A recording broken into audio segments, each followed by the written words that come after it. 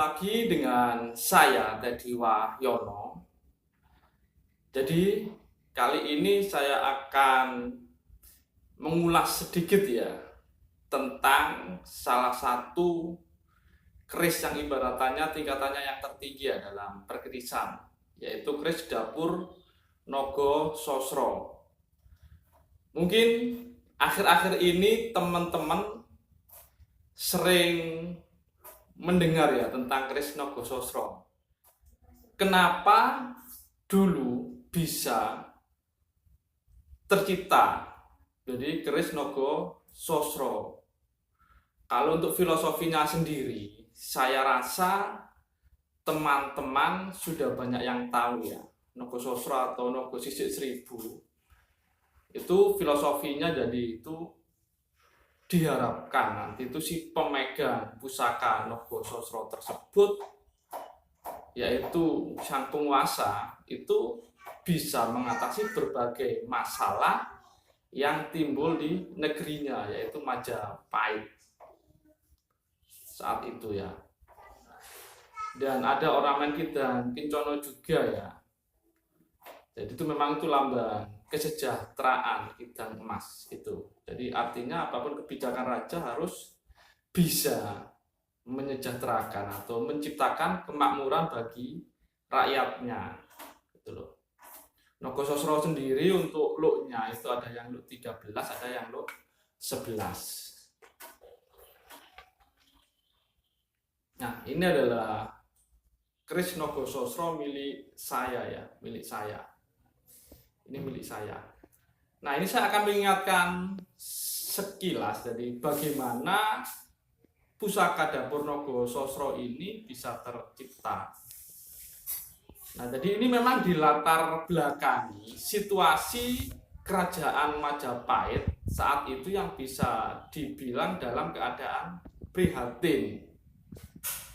Istilahnya ada kekacauan yang disebabkan oleh banyak hal. Di antaranya adalah wabah penyakit, perang saudara, terus gagal panen, dan banyak ibaratnya kejahatan yang merajalela di masyarakat.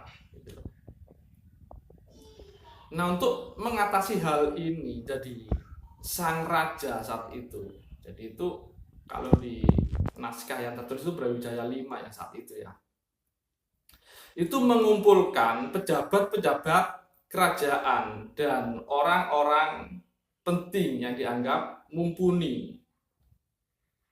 Jadi untuk merembuk bagaimana sebaiknya atau langkah apa yang perlu dilakukan, langkah-langkah apa gitu loh.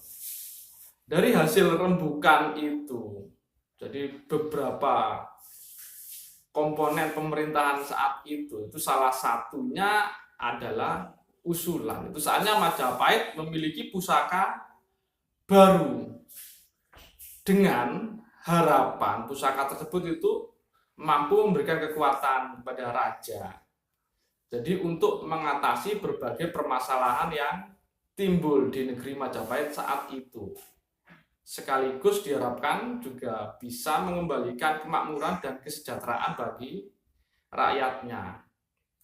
Nah, saat itu ada usulan, jadi agar diciptakan pusaka baru itu dikerjakan oleh seorang empu yang memang sudah sangat mumpuni, dan cuma memutuskan agar keris tersebut dipasrahkan atau yang membuat itu kepada Empu Supo Mandrani, yang saat itu sudah tinggal di daerah Gresik ya, Sedayu, yang terkenal dengan Pangeran Sedayu Empu Supo, karena memang jasanya waktu itu pernah mengembalikan pusaka Majapahit yaitu sengkelat mengambil dari Blambangan tanpa adanya peperangan atau pertumpahan darah. Jadi Empu Supo yang ditunjuk. Akhirnya Empu Supo tirakat, dapat wangsit, akhirnya membabar buah keris look 13 dengan ornamen naga sisik 1000, dan ada Kidang Kencononya di sebelah sini, ada Kidang Kencononya. Jadi seperti itu.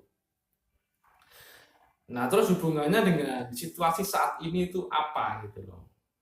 Jadi kembali lagi kita tahu saat ini memang bisa dibilang ya cukup prihatin juga ya. Jadi karena memang wabah yang namanya virus corona ya atau COVID-19 itu banyak berbagai aspek yang terpengaruh, seperti bidang pendidikan pun diliburkan, beberapa pekerjaan pun juga nggak selancar seperti biasanya, pengaruh ke perekonomian, terutama bidang pariwisata sangat turun drastis gitu loh. Nah, kalau kita belajar dari ibarat nenek moyang kita, jadi intinya selain di filosofi pusakanya, di mana memang harus bisa mampu mengatasi berbagai masalah yang timbul dan tetap mengutamakan kesejahteraan atau terciptanya kemakmuran masyarakat, itu adalah jadi prosesnya saat itu. Jadi untuk mendapatkan ibaratnya mengatasi suatu masalah memang diperlukan yang pertama memang harus ada pemikiran dari banyak pihak, terutama pihak-pihak yang berkompeten gitu, yang berkompeten. Jadi intinya itu saja, adanya kerjasama sehingga diperoleh suatu pemecahan masalah. Nah, untuk kita sendiri, kita sebagai rakyat, sebagai masyarakat, mungkin ya terinspirasi dari kisah yang waktu Pak Gebluk yang disebabkan, kalau dulu cerita ya, ini mitos keris condong campur, di mana itu yang bisa mengatasi adalah sengkelat, karena untuk sabu inten sendiri yang merupakan ibaratnya yang menggambarkan sabu inten itu orang yang kaya atau apa gitu ya, itu nggak ngatasi. Sengkelat itu ibarat mewakili yang rakyat ya, kumpulan rakyat yang sengkel hatinya atau mangkel hatinya karena situasi yang ibaratnya yang wabah yang berlarut-larut gitu. Dan itu yang bisa sengkelat itu yang dicerita itu bisa mengalahkan si condong campur itu.